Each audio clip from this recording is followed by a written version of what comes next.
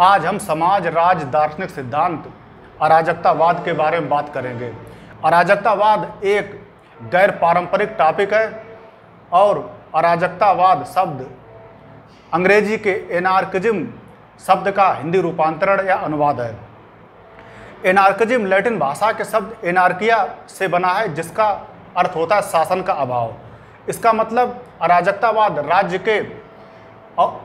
के अस्तित्व पर या राज्य के औचित्य पर प्रश्न चिन्ह लगाता है और साथ ही साथ यह व्यक्ति की स्वतंत्रता और स्वतंत्र विकास के लिए राज्य का उन्मूलन आवश्यक और वांछनीय मानता है और साथ ही राज्य को अनावश्यक बुराई मानता है और इसके साथ ही यह उग्र व्यक्तिवाद का भी द्योतक है।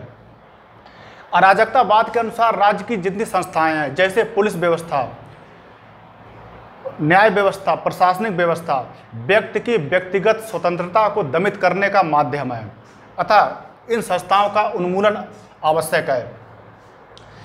अराजकतावाद के अनुसार व्यक्ति के सर्वांगीण विकास के लिए व्यक्तिगत संपत्ति, धर्म का उन्मूलन आवश्यक है और अराजकतावाद के विचारक लियो टॉल्स्टॉय, क्रोपोटोकिन और विलियम गॉडविन है। जबकि अगर भारत के संदर्भ में देखा जाए तो महात्मा गांधी को दार्शनिक अराजकतावादी भी कहा जा सकता है। साथ ही साथ संत ओशो रजनीश को धर्म के मामले में अराजकतावादी कहा जा सकता है क्योंकि इन दोनों ही व्यक्तियों ने जो पुरानी व्यवस्थाएं थी उनका विरोध किया था और नई व्यवस्थाओं को स्थापित करने का प्रयास किया था। इसके बाद अगर इनकी विशेषताओं की बात की जाए तो अराजकतावाद की प्रमुख विशेषताएं हैं कि यह मानव की दैवी प्रकृति में विश्वास करता है, अर्थात यह व्यक्ति की प्राकृतिक शक्तियों में विश्वास करता है और यह मान के चलता है व्यक्ति ही सब कुछ करने में सक्षम है और राज्य को व्यक्ति के निजी मामले में दखल देने का कोई भी अधिकार नहीं है। अगर राज्य की संस्थाओं से व्यक्ति को मुक्त कर दिया जाए या संस्थाओं के बंधन से मुक्त कर दिया जाए तो व्यक्ति अपना सर्वांगीण विकास स्वयं करने में सक्षम है। इसके बाद इसकी विशेषता, दूसरी विशेषता है कि राज्य सत्ता का उन्मूलन आवश्यक है, क्योंकि राज्य सत्ता जब तक रहेगी अराजकतावाद के अनुसार तब तक राज्य में वर्ग जो विभेद है वो बना रहेगा और ना कि वर्ग सहयोग बढ़ेगा, क्योंकि राज्य की संस्थाएं वर्ग विभेद को बढ़ाने में सहायता करती है। और अराजकतावाद सिद्धांत के अनुसार सब कुछ प्रत्येक व्यक्ति का है, किंतु क्रोपोटोकिन के अनुसार राज्य ने प्रत्येक व्यक्ति को अपना हिस्सा लेने से रोका है और शक्तिशाली को ही संपूर्ण हिस्सा देने में सहायता की है, अतः राज्य का उन्मूलन आवश्यक है। और अराजकतावाद धर्म का विरोध करता है। धर्म ने मनुष्य को भाग्यवादी, आलसी, अंधविश्वासी बनाया है। इसका मतलब ये अराजकतावाद नास्तिकवाद का भी समर्थन करता है, जिससे राज्य लोगों की इन मानसिक कमजोरियों का फायदा उठाकर लोगों पर शासन करता है और साथ ही साथ लोगों की व्यक्तिगत स्वतंत्रता को भी बंधन में डालता है।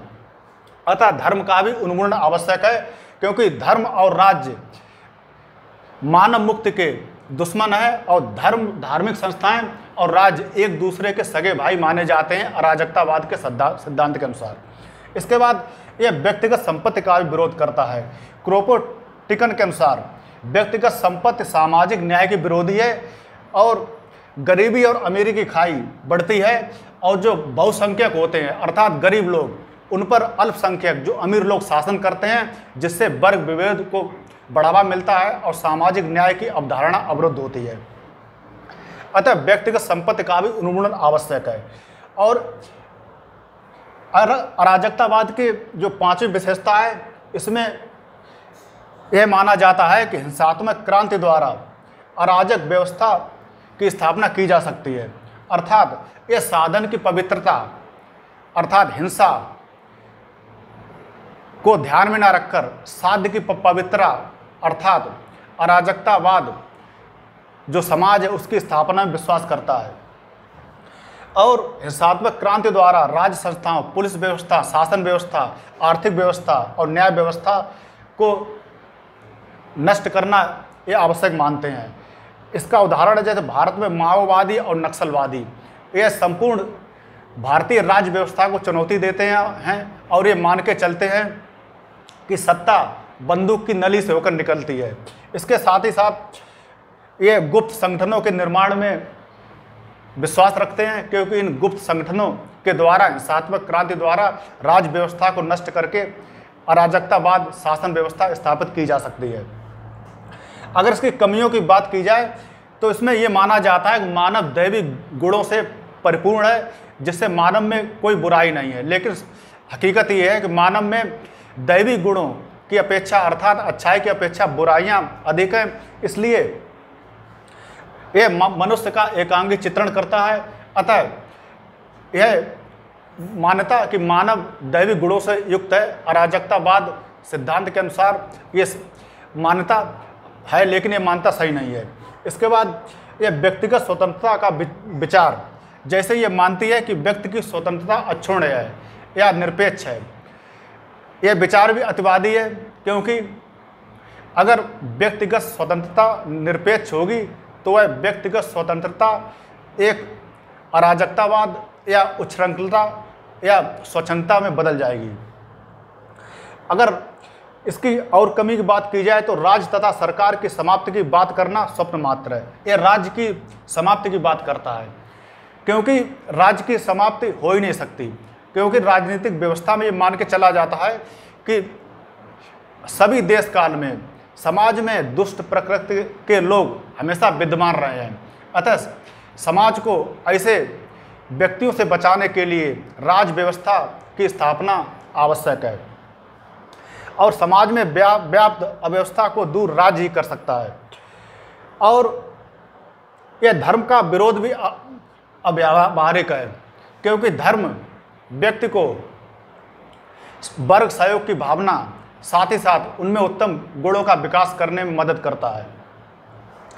और हिंसात्मक साधनों का प्रयोग भी अनुचित है, क्योंकि हिंसात्मक साधन अर्थात हिंसा एक बुरा साधन है।